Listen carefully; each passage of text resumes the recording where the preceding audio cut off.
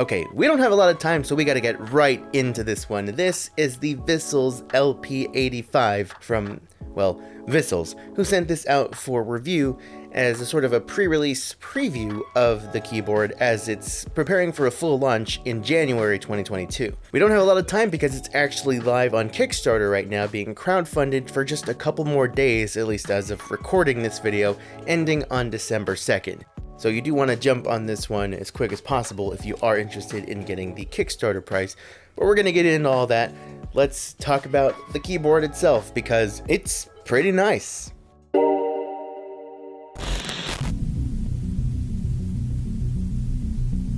As I mentioned, this is on Kickstarter right now for $99, and when it goes live in January, it's going to jump up to $139. So if after this video this keyboard interests you, you're going to want to jump on that Kickstarter before it ends. I was supposed to have this video done earlier in November, but unfortunately the board got to me a little bit late, so here we are. It's available with black or white keycaps and in a Mac or Windows layout. It's a 75% optical mechanical low profile keyboard. It's really sleek, it looks really nice, and in my opinion it does have a lot going for it. Again, this is a pre-release model, so what you get in the box may vary, but mine came with the board itself, a plastic dust cover, a quick start instruction card, a nice looking but kind of stiff USB-A to USB-C cable, and a more detailed manual. You may notice that the box says Mac layout, but I did request the Windows layout, and that is what I got in the box. So while mine did come with a USB-C to USB-A cable, if you get the Mac layout version, you might get a USB-C to USB-C version.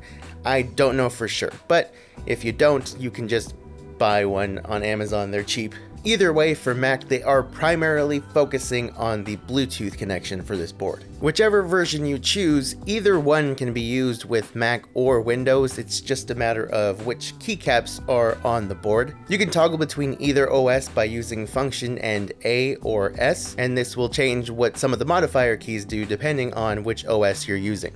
You've got functions like volume and media controls, brightness, and RGB control. If something like the media controls are not working on whichever OS you're using, you probably just need to switch the OS and it'll work. I may be speaking from experience. I may have thought that the function key wasn't working only to find out that I had the wrong layout chosen. It happens. The keyboard is really slim. It's only about 12 millimeters thick, and despite its very flat, low profile, it does have a very slight 2 degrees slope toward the front. The case is gunmetal aluminum with 2 long rubber pads on the bottom to prevent any scratching, and there's a USB-C port and Bluetooth toggle switch at the back, and not much else. I like it. It's minimalistic, it's clean, it's sleek, it's kind of simple, and sometimes simple, it looks really good. If you like the design of Apple products, you'll like this. As a primarily Windows user, I don't love the layout of the keys. There's 4 mod keys on the left side of the keyboard instead of the usual 3, and there are 2 Windows keys, which just makes it make even less sense. I'm used to the function key being on the right side of the spacebar, but here it's on the left. It's mainly annoying because it makes the spacebar just a little bit narrower and kind of shifts everything over to the right a little bit,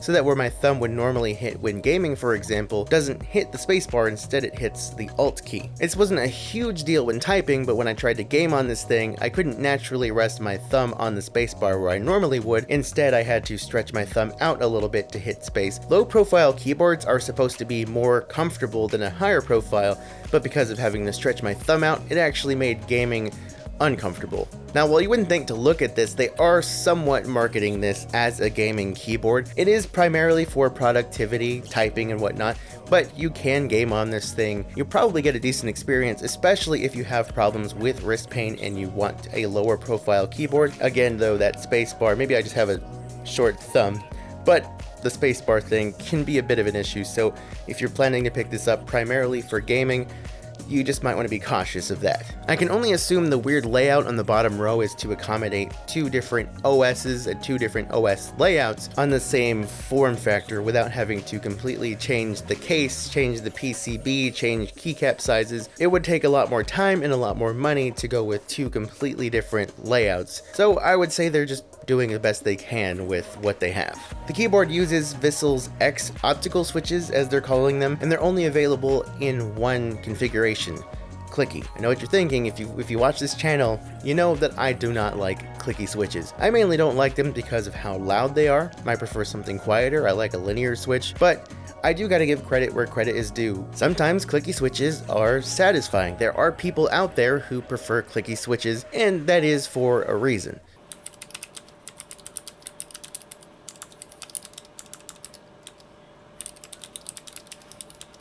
A little bit of a thicker click, a little bit louder, but it's satisfying. There's something nice about typing on this board. Now, these are optical switches, so the idea is that they use infrared lighting to send a signal to the keyboard, which is supposed to have more longevity than a traditional mechanical switch, as well as being a little bit faster. At least that's the idea, and that's why some optical gaming keyboards are pretty popular nowadays. They do compare these to the optical switches in the Razer Blade 15, if that means anything to you. I've never used a Razer Blade 15, but if you have, hey. They have a 1.2mm pre-travel and a total travel of 2.5mm, which is a lot shorter than your typical 4mm on most traditional mechanical switches. The keycaps have some slight grooves for your fingers to rest in while typing, so they're not completely flat. The RGB is nice. It's got a lot of the usual effects that we've seen on RGB boards. Different rainbow lighting animations, static lighting, reactive effects. It does look weirdly a little bit out of place on a keyboard that's somewhat supposed to look like an Apple Magic keyboard. So, what's funny is that kind of is, it's not unwelcome. So, RGB, that's cool, right, gamers? Right? My only complaint is some of the lettering on a few of the mod keys is not fully lit up, so parts of the words on the edges are a little bit darker, and it just doesn't look all that good. It makes a premium looking keyboard look a little less premium, in my opinion. It doesn't ruin the experience unless you're a stickler for that kind of thing, with the only exception possibly being that in the dark, it's a little bit harder to read some of the keys. All in all, I do like this keyboard. If you watch this channel for a while, you might be thinking that it's weird that I like this board but not some of the other boards I've reviewed. I'm more of a custom guy, I'm more of a linear switch guy, and while this isn't a board that I would main, it's not a terrible board. If you like low profile keyboards, or you like that sleek minimalistic look, you want something that doesn't look like an ugly gaming keyboard but still has some of those qualities like the RGB and whatnot, and you also want your keyboard to kind of look and feel premium, this is not a bad board for that. Is it worth the price to you? I mean, that's all completely up to you, but if it is, you can check out the links in the description that I have to the Kickstarter as well as Vissles' website for some more information. And again, while I would not main this board, I do see myself pulling it out to use it while editing sometimes, especially if I'm having wrist pains that day or anything. This has been helpful for editing in long sessions. It's been nice to use. I didn't really go into Bluetooth or battery life because I mainly use this on my Windows computer, which does not have Bluetooth. I did test it out on Mac and it does connect, it does type. I didn't notice any kind of input problems when it came to Bluetooth on my Mac, but I didn't use it long enough to test out the battery life or to cause the keyboard to die, and I can't find anything about battery life on their Kickstarter page, unfortunately, so that's something you may have to do a little bit more research into. As for the time constraint that I'm on right now, I just can't find anything about it, and so we're moving on. That about wraps it up for this video. I hope you guys enjoyed it. If you did, consider liking, commenting, and subscribing. And Mary? Who's Mary? Consider liking, commenting, subscribing, and sharing this video with a friend. Maybe you have a friend named Mary. It's a sign. You gotta share this video with Mary. Mary, if you're watching, hi, welcome. Thank you for watching this video. It's running a little bit long. I gotta get going now. Okay, we're out of here. Thank you guys.